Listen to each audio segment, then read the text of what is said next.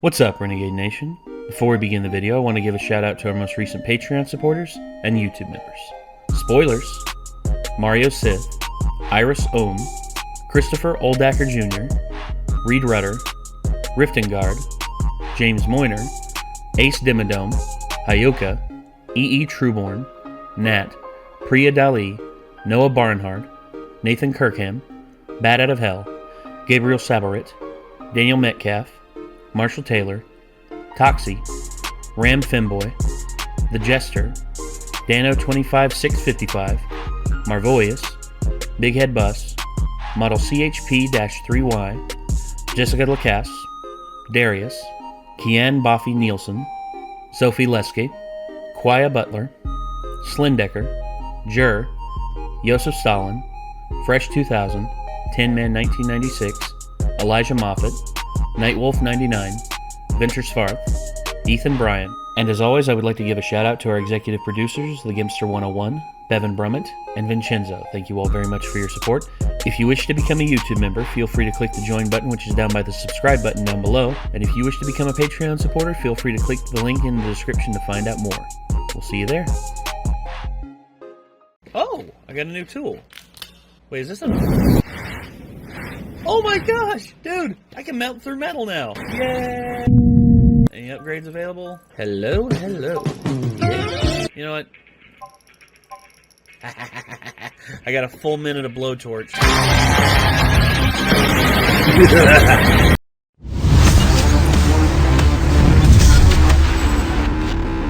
I know what you did last night in Soho. No, I'm just kidding. Oh, really? Damn. I was so careful. I mean, I paid the hooker and everything. I mean, what? I'm actually not sure where Soho is exactly. Soho, there's several different districts in different cities called Soho. But the thing is, this film interests me because it's directed by Edgar Wright. At least I think it's directed by Edgar Wright. Neighborhood in Directed New by- York City. In which one? First thing that pops up on Google is a neighborhood in New York City. Yeah, okay. So, the Soho district in New York City. I think maybe that's what this is based on. But, Edgar Wright is directing this, and let me go off a little bit of a reel off some movies that Edgar Wright was involved in. Shaun of the Dead. Scott Pilgrim vs. the World. And Baby Driver. Also, Hot Fuzz and The World's End. Basically the Cornetto trilogy, and then just an assortment of other extremely inventive, extremely fun films that he's been involved in. And I'm just a fan of his work. I can't help but just be entranced by his ability to create these amazing experiences. And Shaun of the Dead, Hot Fuzz, Scott Pilgrim vs. the World, The Adventures of Tintin, he was a writer on that, I forgot about that. And then Ant-Man, he was a writer on that. And then Baby Driver and the Sparks Brothers. Oh yeah, that's the band, the Sparks Brothers, or Sparks.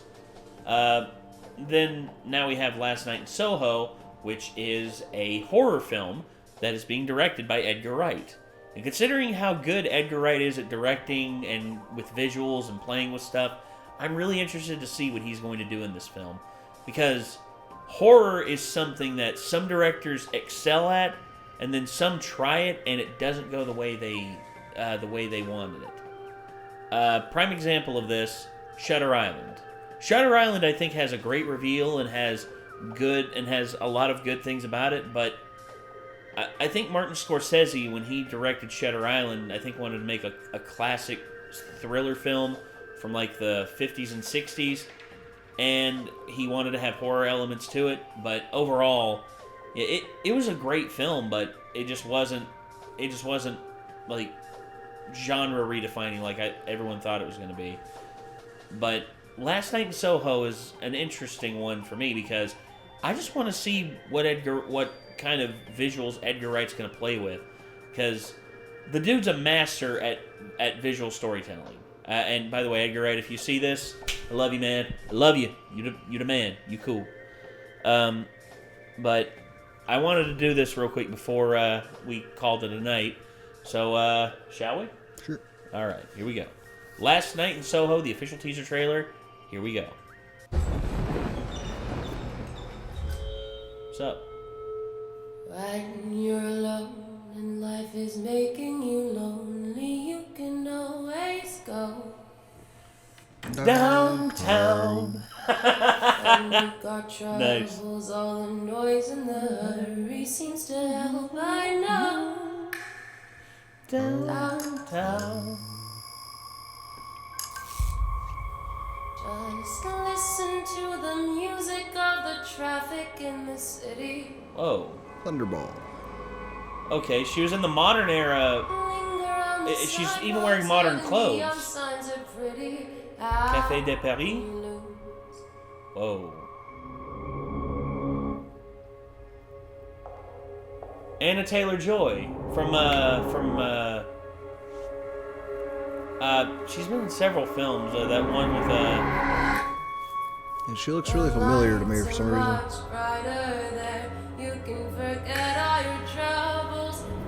love the like inflated hairdo that she's got. Things will be great when you're downtown. Whoa, what? Matt Smith?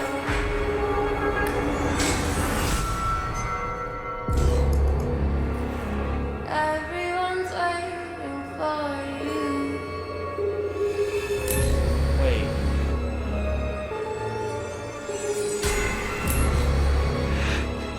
Everyone's waiting for you.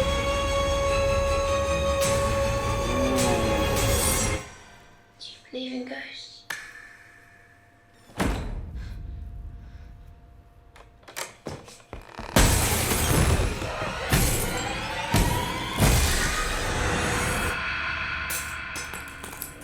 Oh, I love that visual. Downtown. Definitely looks unique for a horror film. Edgar Wright, man, what can I say? The dude is a master of storytelling with film. And I really want to know how he's going to play around with the horror elements and make them work his own special way. Because that's one thing I look for filmmakers to do. They take, I hate saying tropes, they take motifs of certain genres and they shape them and change them around to where you kind of know what's coming, but at the same time you don't. So the one thing I'll give to the trailer is, like, it didn't really seem that horror until the end there. So, like, hopefully they save a lot of the horror elements for the actual movie. Don't give too much of it away with future trailers and stuff. And that's what I'm hoping too. I'm hoping because again, that's just like we went and watched A Quiet Place Part 2 in theaters, and they played the preview for Fast and Furious 9, and basically they gave away the whole movie. Honestly, I was a little disappointed actually with how much the Quiet Place Part 2's trailer actually gave away too. Actually, they gave away a fair amount, but at the same time, they kept a lot in mystery. I think it would have been smart for them to not give away the fact that they were going to be showing a flashback in the movie. Like, I think it would have been cool to have the movie start out in theaters, and us just be like, wait, what? Oh, we're seeing the part before the event, like, without knowing that was going to happen. I get that, but again, I think that's one thing. Yeah, I can agree with that. I would say I can see the reason why they would include that in the trailer, but at the same time, I think the reason why they showed it in the trailer was to confuse you on some of the images we would see later. For instance, in the trailer where we saw Emmett and the radio man shushing those kids when they put them in the closet, I was just like, is this a flashback or is this happening in real time? Because that's one thing I think they did for the trailer that added to that. That's what I think anyway. Because it made me not sure what was a flashback and what was a flash forward and what was happening in the current timeline of the film. That's my whole thing. But again, I get what you're saying. I think that would have worked in benefit so much more in the trailer than us seeing it in theaters than we saw it in the trailer, because seeing John Krasinski's John Krasinski's character, still with us. By the way, spoilers. Sorry. I mean, not really if you've seen the trailer. Well, yeah, but seeing Lee still with us was interesting.